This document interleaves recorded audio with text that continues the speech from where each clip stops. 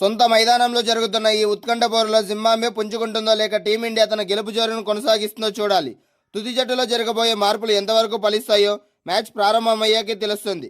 కానీ ఈ మ్యాచ్లో గెలిస్తే సిరీస్లో నిలిచి ఉంటుంది జింబాబ్వే. భారత్తో జరుగుతున్న 5 మ్యాచ్ల టీ20 సిరీస్లో బోని కొట్టలేకపోయిన జింబాబ్వే రెండో సమరానికి సమరసంగం పూరించింది. హరారే మైదానంలో టీమిండియాను ఎదుర్కొనేందుకు జింబాబ్వే కెప్టెన్ సికిందర్ రజా వ్యూహాలకు పదును పెడుతున్నాడు. మొదటి మ్యాచ్లో ఎదురైన పరాభవాన్ని అధిగమించి సిరీస్ను సమం చేసేందుకు తుది జట్టులో సంచలన మార్పులు చేసేందుకు రంగం సిద్ధం చేశాడు. సిరీస్లోని తొలి మ్యాచ్లో భారత కుర్రాళ్ల దాటికి జింబాబ్వే తలవంచక తప్పలేదు.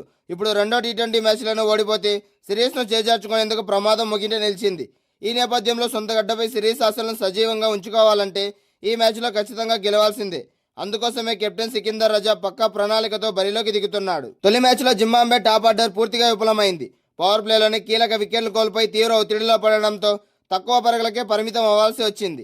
ఈ లోపాన్ని సరిదిద్దేందుకే మేనేజ్మెంట్ తుది జట్టులోని ఓపెనింగ్ జోడీ లేదా టాప్ ఆర్డర్ బ్యాటింగ్ను కాంబినేషన్లో మార్పులు చేసే అవకాశాలు బలంగా కనిపిస్తున్నాయి.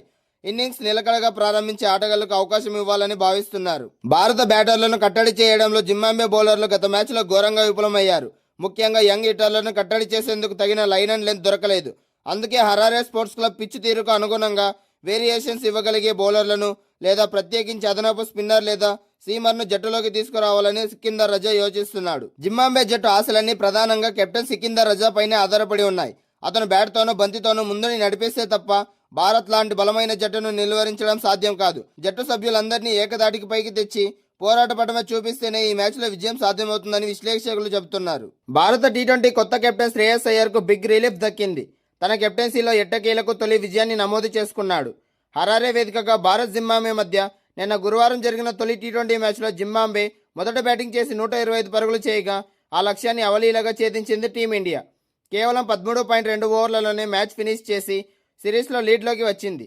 ఇక ఈ మ్యాచ్లో 15 ఏళ్ల కుర్రాడు వైభవ్ సూర్యవంశీ 50 పరుగులు చేయగా ఇషాన్ కిషన్ 35 పరుగులతో రాణించారు. ఇక శ్రేయస్ అయ్యర్ 28 పరుగులు చేసి మ్యాచ్ను గెలిపించాడు. దీంతో జింబాబ్వేపై 7 వికెట్ల తేడాతో విజయాన్ని నమోదు చేసింది టీమిండియా.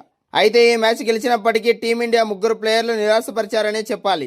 ముఖ్యంగా ఓపెనర్ అభిషేక్ శర్మ ఫామ్ కోల్పోయినట్టు కనిపిస్తున్నాడు. 8 బంతులు ఎదుర్కొని 1 పరుగు మాత్రమే చేసి నిరాశపరిచాడు. తొలి 2-3 బంతుల్లోనే 4-6 బాధగలిగే అభిషేక్ శర్మ ఏకంగా 8 బంతులు ఎదుర్కోవడం, అలాగే ఇంగ్లాండ్ సిరీస్లో కూడా విఫలం కావడం తన నుంచి నిరాశ అని చెప్పాలి. వైభవ్ సూర్యవంశీ 19 బంతుల్లోనే హాఫ్ సెంచరీ చేశాడు కాబట్టి మ్యాచ్ సునాయాసంగా గెలిచారు. లేదంటే టీమిండియా చివరి వరకు పోరాడి గెలవాల్సి ఉండేది. ఇక మరోపక్క డెబ్యూ ఆటగాడు అశోక్ శర్మ 4 ఓవర్లలో 29 పరుగులు ఇచ్చాడు. 7.25 ఎకానమీతో పరుగులు సమర్పించుకున్నాడు. 1 వికెట్ కూడా తీయలేదు. అంతేకాకుండా శివం దుబే ఫాస్ట్ ఆల్రౌండర్ అనే కంటే ఇంపాక్ట్ ప్లేయర్ అనడంలో సందేహం లేదు. ఎందుకంటే ఐపీఎల్లో అతను ఇంపాక్ట్ ప్లేయర్గా బరిలోకి దిగి తన ఆల్రౌండర్ అనే విషయాన్నే మర్చిపోయాడు. ఏకంగా ఈ మ్యాచ్లో 4 ఓవర్లలో 32 పరుగులు ఇచ్చి 1 వికెట్ తీశాడు. అంటే మొత్తం 8 ఎకానమీతో బౌలింగ్ చేశాడు. తానే ఈ మ్యాచ్లో ఎక్కువ పరుగులు కూడా సమర్పించుకున్నాడు. ముఖ్యంగా అతన్ని ఆల్రౌండర్గా తీసుకునే బదులు పార్ట్ టైం బౌలర్గా ఉపయోగించుకోవాలి. లేదంటే టీమిండియాకు రాబోయే కాలంలో చాలా నష్టం జరుగుతుంది. మొత్తంగా ఈ 3 లోపాలను వచ్చే రెండో టీ20లో సరిచేసుకోవాలి.